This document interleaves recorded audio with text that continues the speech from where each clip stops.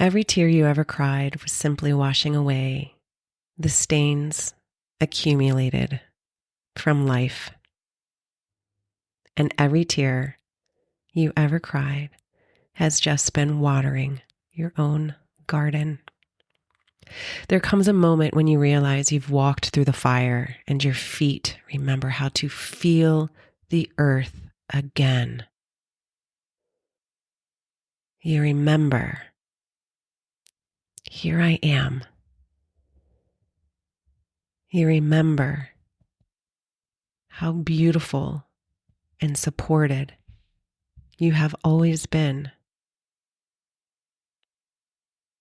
And after the tears have been cried and you are able to look down at what your tears have been watering, you can see yourself standing barefoot in your own garden. The flowers are blooming. And again, the remembrance that every tear watered this, what you were standing in.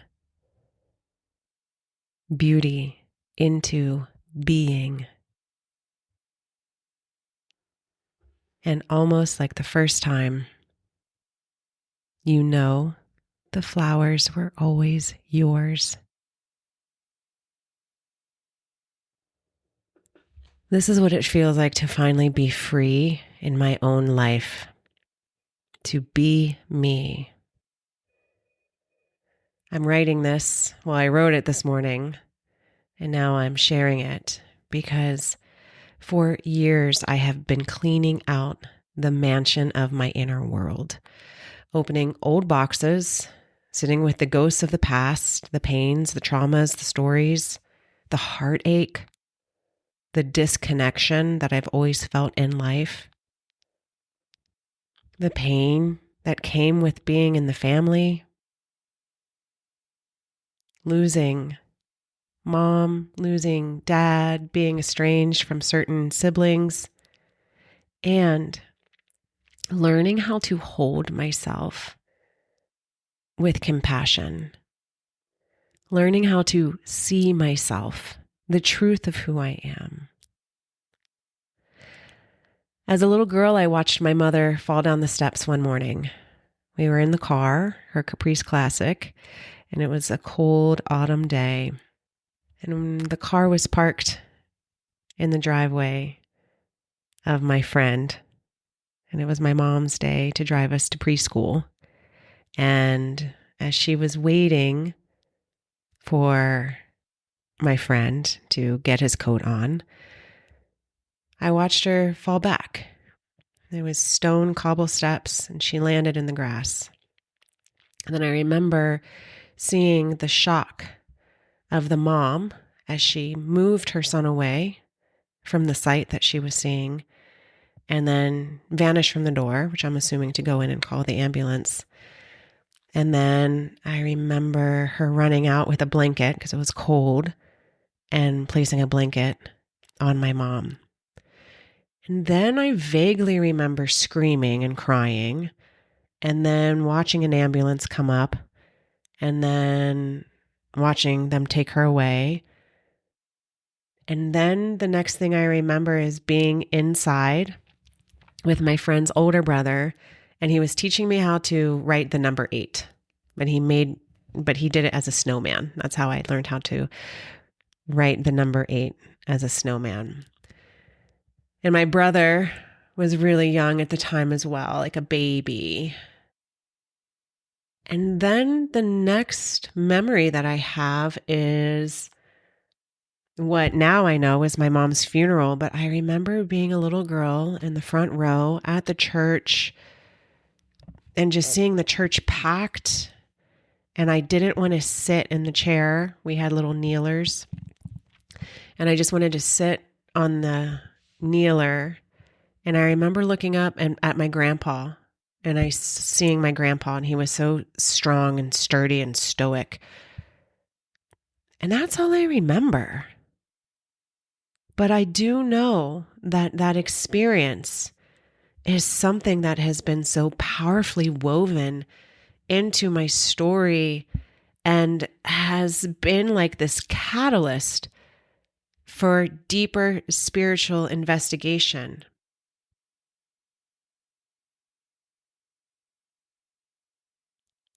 That really was the moment, the beginning of my spiritual story.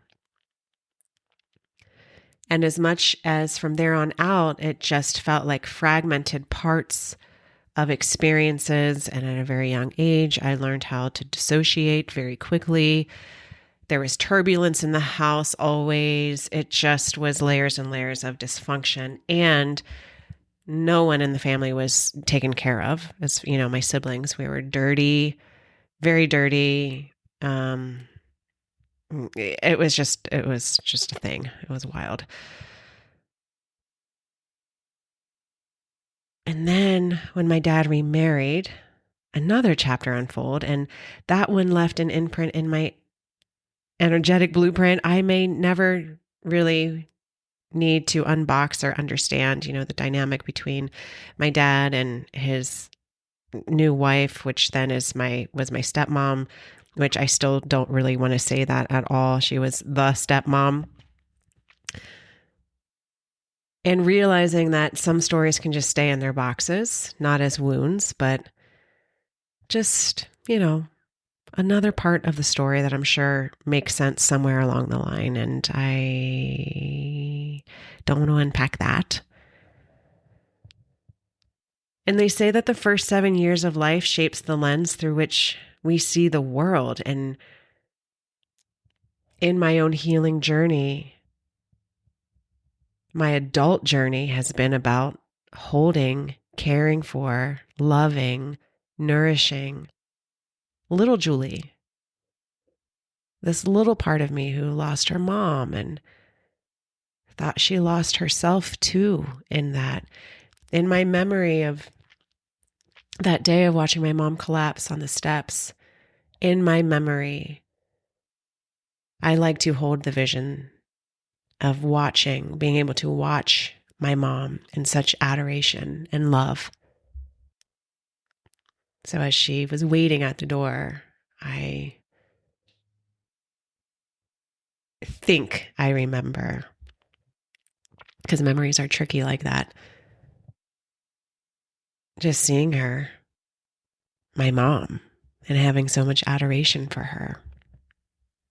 My 9-year spiritual shit show then, that really landed from 2017 to now. So it's been a 9-year spiritual sabbatical or spiritual shit show, depending on the day. It's really been about returning to my roots and not just healing the trauma or being mad and angry and blaming and all the things. But it's really been now about tending to the soil beneath it, the place where worth and love and joy can grow again. And I shared in what I just recorded here. In 2020, I had to go home to be with my dad and try to handle some family business, meaning, his finances and where they all were, and try to get organized because we knew that his health, the dementia was really, and the Alzheimer's was really starting to set in. So we needed to get all of our ducks in a row. But I had to go down to my dad's house and I did it by myself. I didn't really have a lot of support from siblings and whatnot. It was my boots on the ground doing that. And it was so rattling for me.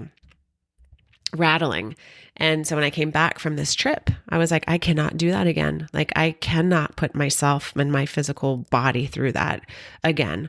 So I sought out a monk at the temple here in Colorado. And I was like begging, like, please, I desperately need spiritual guidance on all of this. And I've met this monk before in passing, but I've never actually sat down to talk to him. So we have a meeting. I was so grateful for his graciousness and wisdom. And so we sat down and he said, tell me about your childhood, loosely, like mom, dad, family. And so I told him and he was like, your problem is not what you think it is. what you have been dealing with your entire life is that your roots have been severed, like cut, like somebody came in and cut your roots with an axe. And so we don't even need to heal them. What we need to do is we need to place you in new soil so your roots can grow again and grow strong. And so this was 5 years ago. And I am now understanding that concept. I am now understanding what this feels like to have strong roots in my life, because I have done enough healing on self, on family, on childhood stuff, that it feels appropriate now to really intentionally and deliberately place myself in new soil so I can grow new roots. And today I feel in my life that I am no longer managing my pain story, my trauma story, my family story, my all of that. I'm not surviving it. I am embodying it. I can finally embrace more of a deeper, compassionate acceptance of it all. Breathing, present, integrated, just for today. Allowing myself to be in the quiet miracle of my own arrival.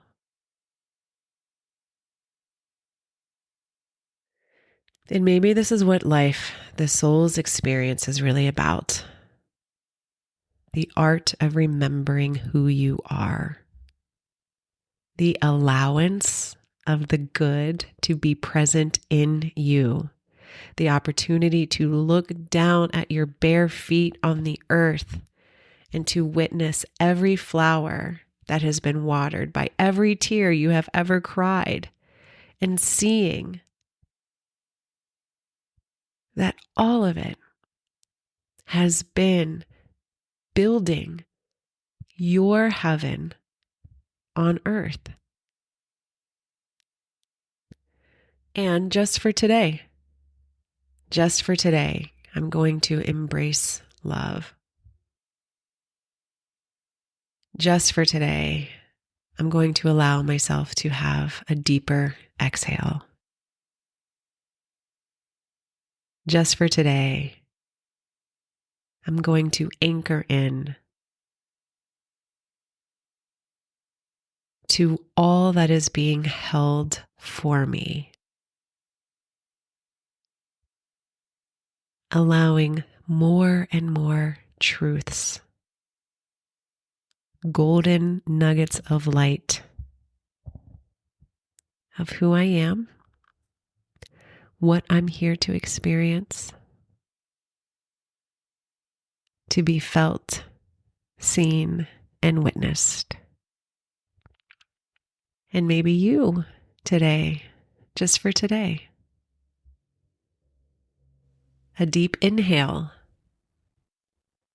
pulling in, even if it's just one molecule at a time, the loving remembrance of who you are and what you are here to experience. And together, maybe we can realize it's all remembrance. It's all love. That you, we, are each sparks of the universe, experiencing itself. I once believed I wasn't enough because I didn't have what others had. I didn't have a mom. I didn't have a normal family life. I didn't have unconditional love. I didn't even have clean clothes, for God's sakes. But all of that shaped me into the woman who remembered she is her own source. I take a lot of honor now and can hold like a stronger, compassionate holding of myself that I have walked through the fire to understand wisdom, that what I am learning and what I am processing and what I am teaching and what I am integrating and what I'm going to continue to learn is wisdom itself, and none of that can be understood from any spiritual text. That we are souls here in this human experience, and it's through the human experience that we remember the wisdom of love, that we remember the truth of who we are. And now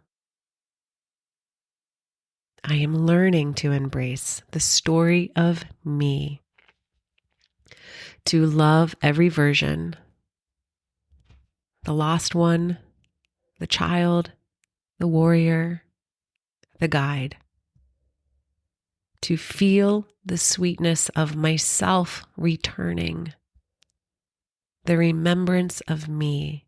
And perhaps the whole point of life is this: to wake up from the trance of not-enoughness and remember the infinite power that lives within.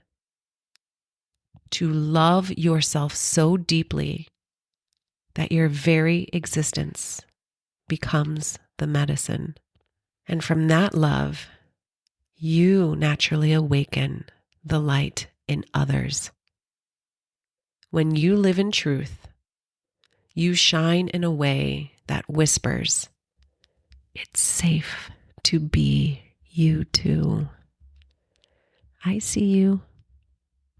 I see the truth and the light of who you are. I see you."